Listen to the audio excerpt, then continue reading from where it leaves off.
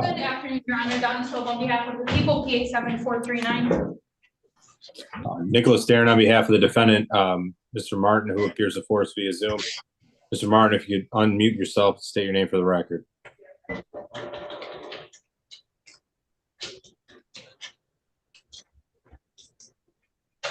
Very good. Okay, I got it. You got it. All right, you hear me?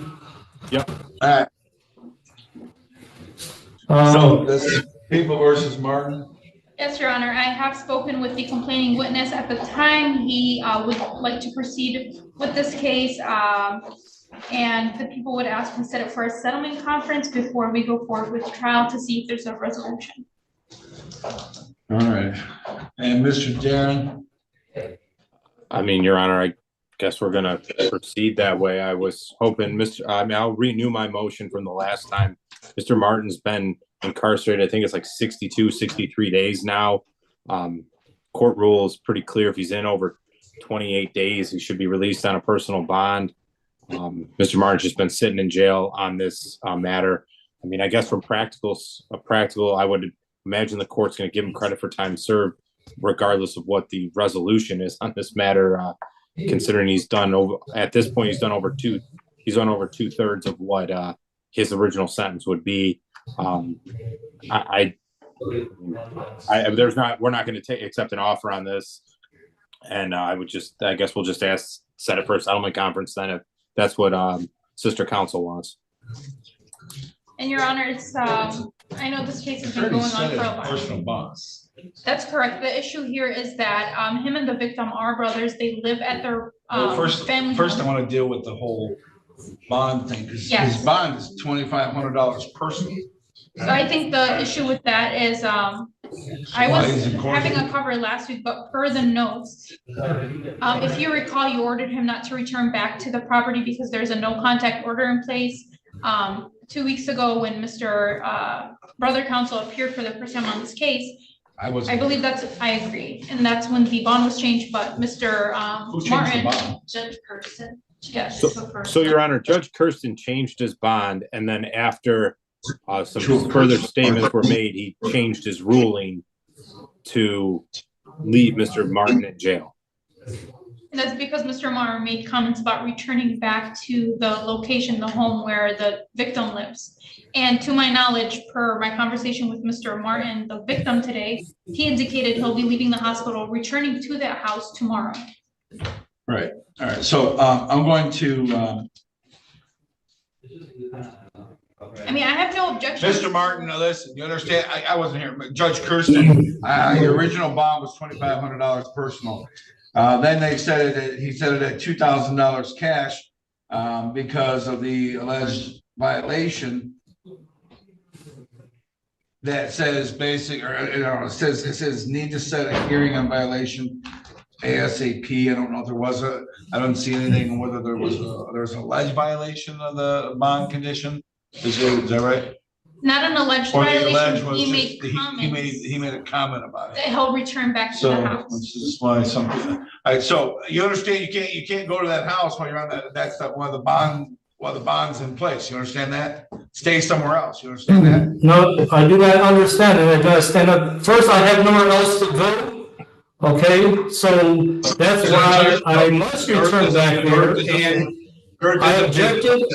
Right out of the gate, this video sets the tone perfectly. Multiple sovereign citizens, multiple courtrooms, and a reminder that this isn't theoretical nonsense. It has real consequences. These are not harmless misunderstandings. These are people actively sabotaging themselves in front of judges who are trying to keep proceedings orderly. Some of these cases are updates, meaning we already know how badly things can go when someone refuses to follow basic courtroom rules. Keep that in mind, because every single person you're about to see had an opportunity to stop talking and chose not to. Let your counsel speak on your behalf. And so he already did. He made a motion. Well, I object that he's speaking on behalf of that. Stop interrupting me, sir. I'll just hold you in contempt of court for 90 days, and then you can just sit there anyway for it. Stop interrupting. Your Mr. Darren made a motion to set this for a personal bond. I'm going to set your bond at $2,500 personal. no contact with the victim or the victim's home location. If you show up at that location and violate my bond, you can be held in contempt of court. Just want to make sure you understand that. I'm just telling you that right now. So I'm setting your bond at $2,500. I'm granting the defendant attorney's motion. And the bond's $2,500 personal, no contact with the victim, and no leaving the state of Michigan without the consent of the court. I got something to say. And you have a right to remain silent, and anything you say can be used against you, and you already have an attorney who's talking on your behalf, and I've already granted his motion and changed the bond to personal, so. Hey, well, I have something to say in response to that. See everybody at trial. I have something to say in response. We'll see everybody at trial. Your Honor, I have something to say in response. Mr. Darren, do you have anything else further? Your Honor, are we gonna set it for a settlement conference, or are we just gonna set it straight for a trial? Sure, I'll set it for a settlement conference, and then a week later it'll be the trial. All right, Your Honor, I understand the court's position. I mean, if Mr. Martin wishes to make a statement on his behalf, I can only advise him that I wouldn't, but if Mr. Martin wishes to make a statement and the court wishes to hear it, I don't have any, I mean, I'm not gonna, I'm advising him not to say anything, but Mr. Martin, if the judge wants to hear it, if he's allowing it, then I'll step aside and let you state it. Mr. Martin, I've already granted your attorney's motion to set the bond at $2,500 personal. So if you have some other statement you want to make, I'm just going to reassure you again that you have the right to remain silent. Plus, your attorney's already said that, hey, you know what, it's probably a good idea to just do so, but go ahead. Yes. Like I said, I'm going to exercise my First Amendment right to speak, and I have a lot to say, so I ask that you don't cut me off or I'm done talking. Now, I object to the bond conditions and stuff. I can't be in my house. It violates my due process rights. I have nowhere else to go, and he's not the true victim. He's lying, saying he's a victim, but I told the cops when they arrested me that I was the victim. And so we have an equal protection clause violation. All of that'll be the subject of the trial itself. So we'll hear everything you have to say about that at trial. Your objections duly noted. Eric Martin's situation is almost tragic in how predictable it is. He was inches away from walking out on a personal bond, but once again, he couldn't resist speaking. Judges don't punish silence, they punish behavior. The court makes it clear. Bond conditions exist to protect victims and maintain order, not to inconvenience defendants. When Eric openly admits he plans to violate those conditions, the judge's hands are tied.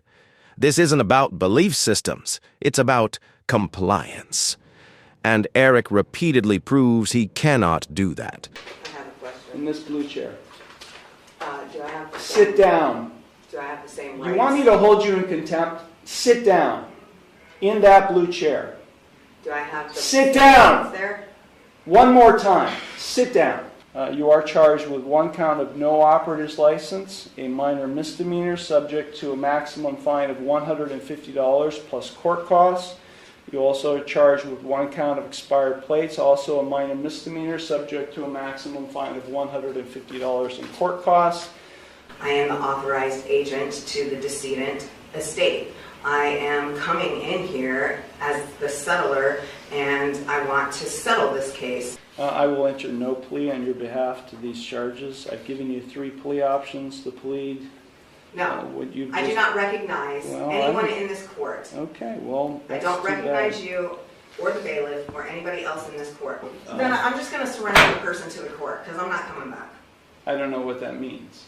You do know what that means. I don't know what that means. I am not the ens legis, non de guerre. I've been practicing law for 36 years, and what you've just said to me has no meaning to me whatsoever. So let me say it one last time, because we have other cases to handle today. If you don't leave the courtroom and go to the clerk's window and get a trial date, which is what I'm scheduling in this case, I will hold you in contempt of court. This moment perfectly captures the irony of sovereign citizen behavior. The judge explains the right to remain silent. The attorney advises silence, and yet Eric insists on speaking anyway. Courts don't cut people off to be rude. They do it to prevent self-inflicted damage. Every interruption, every objection without legal grounding builds a record, and that record follows a defendant into sentencing. What Eric sees as standing up for himself is actually stacking evidence against himself in real time.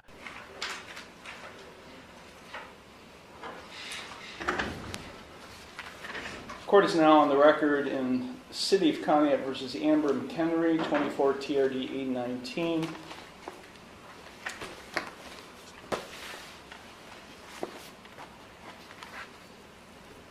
Ms. McHenry entered no plea to charges of no operator's license and expired plates, each of which is a minor misdemeanor, on December 17th, 2024.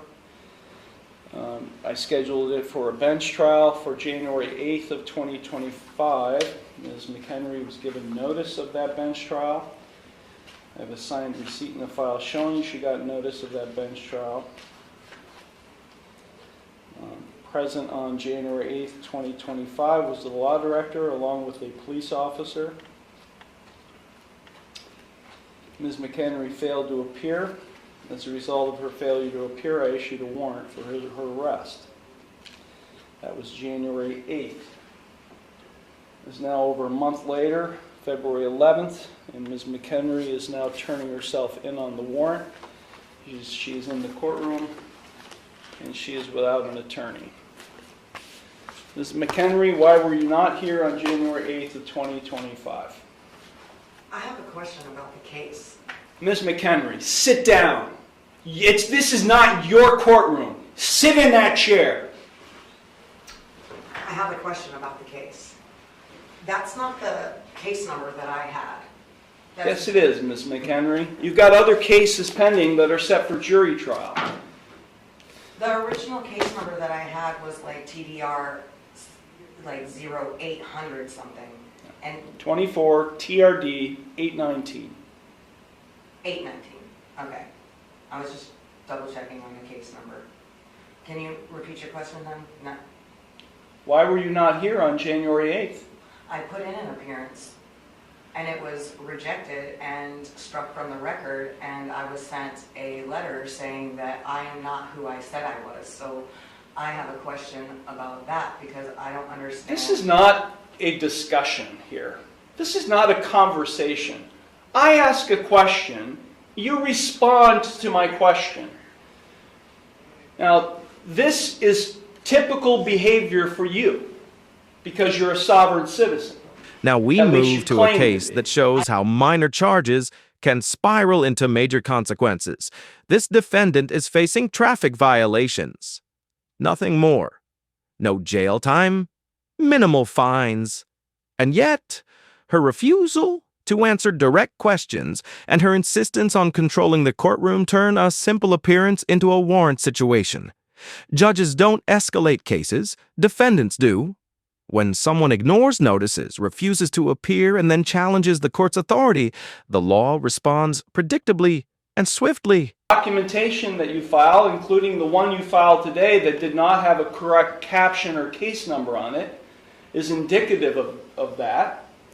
So let me ask you, Ms. McHenry, again, why were you not physically, personally present in the courtroom on January 8th, 2025 for your trial? I need the oath and bonds to be put for each person acting as a public official in this case who is acting as a public servant to be put on the record. And I also require the indemnity bond, and I'm going to require the other bonds. I need the accounting. Please, for the record, let it be known that you exited. I while did. asking. I exited the courtroom and asked a police officer, probation Who has officer. the indemnity bond? Uh, Where's the bill of particulars? The Because bond I is did not being, receive it. the warrant is being executed. You're being taken into custody. Take her down to the jail now. I was not given the warrant. Take her down either. to the jail now. Why am I being arrested? Take her down For to the what? jail. What crime have I committed? Get off me. This is kidnapping. This is a false arrest. Stop fighting. No, this is a false arrest. This is kidnapping. They're violating my rights, my constitutional rights. I put in, I thought the Constitution didn't apply to you. the Constitution applies to every living man and woman. Yeah. You are violating your oath, Miss. This is the exact moment where ideology collides with reality.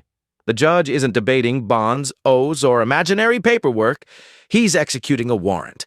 Once that happens, the conversation is over. Shouting kidnapping doesn't transform a lawful arrest into a crime. The tragedy here is simple. Compliance at any point would have avoided custody entirely. Instead, a $300 citation becomes jail time, all because of a refusal to participate in reality as it exists. This Texas case highlights something courts care deeply about: procedure. The judge actually rules in favor of the homeowner, not the sovereign citizen, because the notice wasn't served correctly. That's due process working as intended, but instead of accepting the win, the sovereign citizen doubles down with unrebutted affidavits and imaginary legal principles. The judge is clear. This court decides possession, not internet theories. Ironically, the sovereign citizen ultimately surrenders voluntarily, something we almost never see.